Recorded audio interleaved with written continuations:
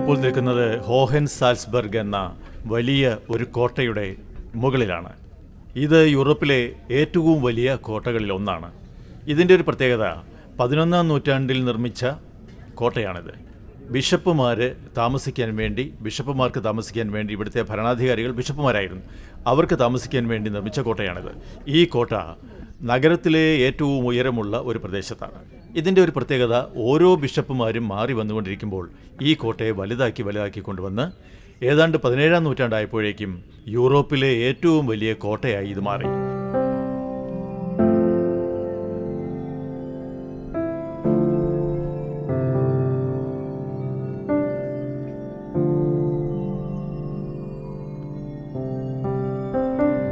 കോട്ട കെട്ടുന്നത് ശത്രുക്കളെ പ്രതിരോധിക്കാനും സ്വരക്ഷയ്ക്കുമാണ്. അതുകൊണ്ട് തന്നെ ഏതാക്രമണവും അധിനിവേശവും കോട്ടകളെ ഒഴിവാക്കാറില്ല. എന്നാൽ ഓസ്ട്രിയയിലെ സാൽസ്ബർഗ് നഗരത്തിൻ്റെ മേലാപ്പ് എന്ന് വിശേഷിപ്പിക്കപ്പെടുന്ന ഹോഹൻ സാൽസ്ബർഗ് ഒരു യുദ്ധത്തിലും ഇതുവരെ കീഴടങ്ങിയിട്ടില്ലാത്ത കോട്ടയാണ്. യൂറോപ്പിലെ ഏറ്റവും വലിയ മധ്യകാല കോട്ടകളിൽ ഒന്നാണിത്.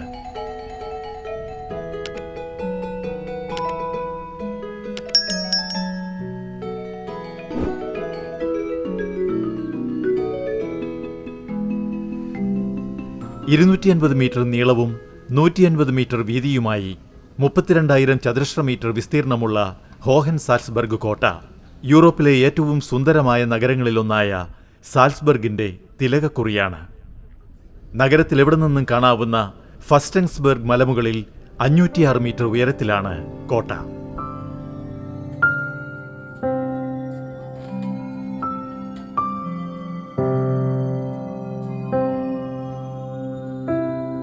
ചരിത്രമുറങ്ങുന്ന കോട്ടമതിലിനുള്ളിൽ എവിടെയും നമുക്ക് കാലത്തിൻ്റെ ഹൃദയസ്പന്ദം അടുത്തറിയാനാകും. ഓരോ കമാനത്തിനപ്പുറവും ചരിത്രത്തിൻ്റെ വൈവിധ്യമാർന്ന അവിഛിന്നമായ അധ്യായങ്ങൾ വായിച്ചെടുക്കാനാകും. ആവേശമുണർത്തുന്ന കഥകൾ ഉറങ്ങുന്ന മുറികൾ, ഓരോ കുലച്ചിഹ്നത്തിലും ആലേഖനം ചെയ്തിരിക്കുന്ന അധികാരത്തിൻ്റെ ശിരോലിഖിതങ്ങൾ. 11-ാം നൂറ്റാണ്ടോളം പഴക്കമുള്ള കോട്ട സാൽസ്ബർഗിൻ്റെ മേലാകാശം നിറഞ്ഞു നിൽക്കുന്നു.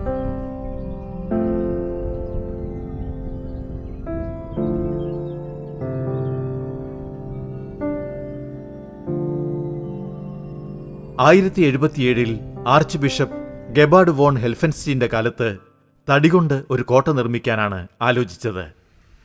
അന്ന് റോമാ സാമ്രാജ്യത്തിൽ ആർച്ച് ബിഷപ്പുമാരായിരുന്നു അധികാരത്തിൻ്റെ ശക്തി കേന്ദ്രങ്ങൾ. അതുകൊണ്ടുതന്നെ കോട്ടകൾ അവരുടെ ആവാസ സ്ഥലത്തിനപ്പുറം അഭിമാന ചിഹ്നങ്ങളുമായിരുന്നു. പിന്നീട് കോട്ട പലതവണ പുനർനിർമ്മിച്ചു. പ്രത്യേകിച്ച് 15-16 നൂറ്റാണ്ടുകളിൽ ഇതിനെ കൂടുതൽ ബലപ്പെടുത്തി. ശത്രു സൈന്യം ഒരിക്കലും കീഴ്പ്പെടുത്തിയിട്ടില്ലാത്ത കോട്ട എന്ന ചരിത്ര പ്രൗഢിയോടെയാണ് സാൽസ്ബർഗ് നഗരത്തെ അഭിമുഖീകരിച്ച് ഹോഹൻ സാൽസ്ബർഗ് നിലകൊള്ളുന്നത്.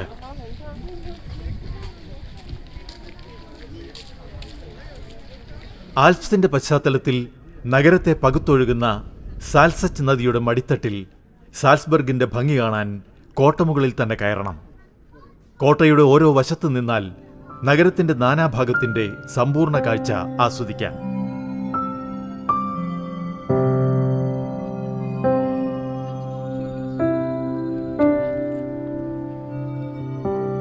കോട്ടയുടെ ഏറ്റവും മുകളറ്റത്തേക്ക് ചരക്കെത്തിക്കാൻ നിർമ്മിച്ച ഫ്യൂണിക്കുലർ റെയിൽ ഇന്നും പ്രവർത്തനക്ഷമമായ ലോകത്തെ ഏറ്റവും പഴക്കം ചെന്ന റെയിൽവേയായിരിക്കും.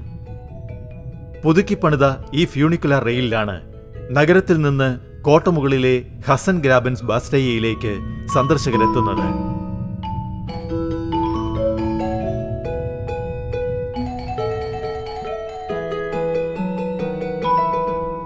പ്രിൻസ് ബിഷപ്പുമാർ വാസസ്ഥലമായി ഉപയോഗിച്ചു വന്ന അപ്പാർട്ട്മെന്റുകൾ കോട്ടയുടെ ഏറ്റവും മുകളിലുള്ള ഹോഹർ സ്റ്റോക്ക് എന്നറിയപ്പെടുന്ന സ്ഥലത്താണ്. സാൽസ്ബർഗ് ബുൾ എന്നറിയപ്പെടുന്ന 200-ലധികം പൈപ്പുകളുള്ള വലിയ എയറോഫോൺ ഓർഗൻ ക്രൗട്ടർ മില്ലിലുണ്ട്. 1502 archbishop Leonhard von കെയ്റ്റ്ഷാറ്റാണ് ഈ ഭീമൻ പൈപ്പ് ഓർഗൻ നിർമ്മിച്ചത്. 1735 റോച്ചസ് എഡഗോച്ചർ ഇത് പുതുക്കിപ്പണിതു.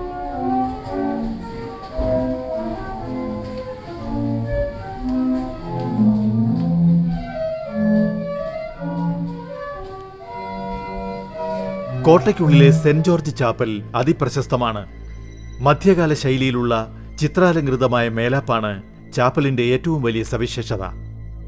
ആർച്ച് ബിഷപ്പിന്റെ കുലച്ചിഹ്നം ചാപ്പലിലും കോട്ടയ്ക്കുള്ളിൽ പലയിടങ്ങളിലും ആലേഖനം ചെയ്തിരിക്കുന്നു. രാജാധികാരത്തിന്റെ സർവ്വപ്രൗഢികളും പേറുന്ന 2 മുറികൾ ഇന്നും തനിമ നിലനിർത്തി സംരക്ഷിച്ചു വരുന്നു. സ്വർണവർണ്ണാങ്കിതമായ മുന്തിരിവള്ളികൾ, സസ്യലതാദികൾ, മൃഗരൂപങ്ങൾ എന്നിവ കൊണ്ട് അലങ്കൃതമാണ് ഗോൾഡൻ ചേംബർ.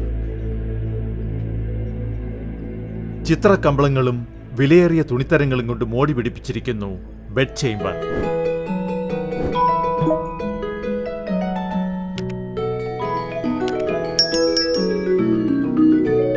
സംഗീത സാർവഭൗമൻ മൊസാർട്ടിന്റെ നഗരമായ സാൽസ്ബർഗ് ബാരോക്ക് വാസ്തുഭംഗിയാൽ വടക്കിന്റെ റോം എന്നാണ് അറിയപ്പെടുന്നത്.